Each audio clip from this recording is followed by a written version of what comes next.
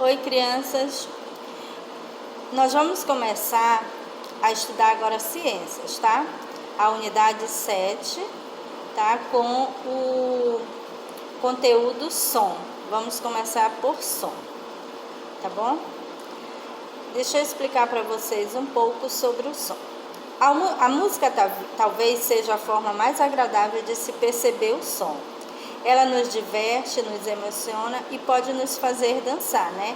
Aquela música muito agitada, assim, que você gosta muito, às vezes dá até vontade de dançar, certo?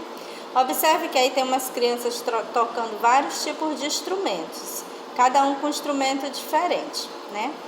Você sabe o nome de algum desses instrumentos? Se souber, maravilha. Cada um deles emite um som diferente do outro e podemos perceber isso quando os escutamos. Da mesma forma também conseguimos identificar outros sons, alguns deles agradáveis às nossas orelhas e outros nem tanto.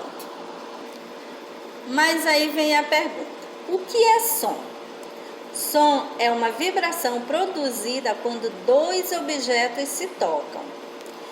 Ao agitar o objeto em um recipiente, eles vibram ao entrar em contato com os outros. A esse exemplo aí, nós temos como exemplo o chocalho. O chocalho, né? Ele é agitado em um recipiente que dentro dele tem alguns grãos de semente ou pedrinha, que aí transmite um som quando é mexido, né? Ao bater em um objeto de uma superfície também vibra, no caso aí a bateria, né? Quando você bate nela, ela vibra. Ao tocar um fio bem esticado, ele também vibra. No caso aí temos o violão, certo? Tá bom? Aí mais aqui. O mesmo acontece quando falamos ou cantamos. Nesses casos, a vibração é produzida quando o ar passa pelas pregas vocais da garganta. Você já percebeu que conseguimos identificar a origem de diferentes sons? Reconhecemos o som de um piano, de um pandeiro ou de um tambor.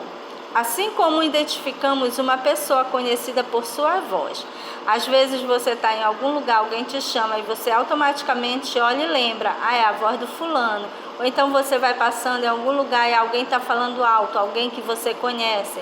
Aí diz: o fulano já está falando alto. Por quê? Porque você identifica, né, o som, a voz dessa pessoa.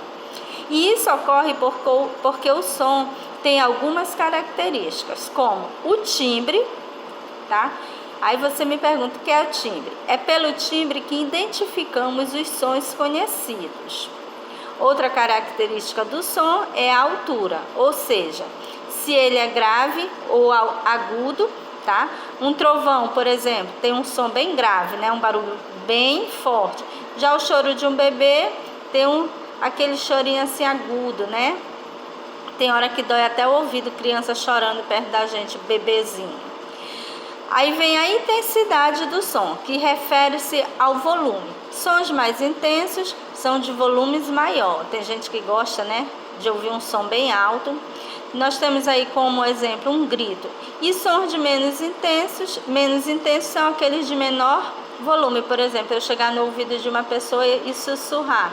É um som menos intenso. E agora, como o som se propaga?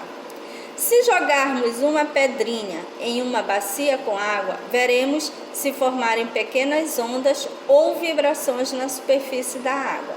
O som também se propaga na forma de ondas, e essas ondas são chamadas ondas sonoras, em meio material, como ar, madeira ou metal. Aí nós temos o desenho, né, de um sino, que à medida que ele está batendo, vai saindo a onda sonora e a criança, onde quer que esteja, está ouvindo, tá?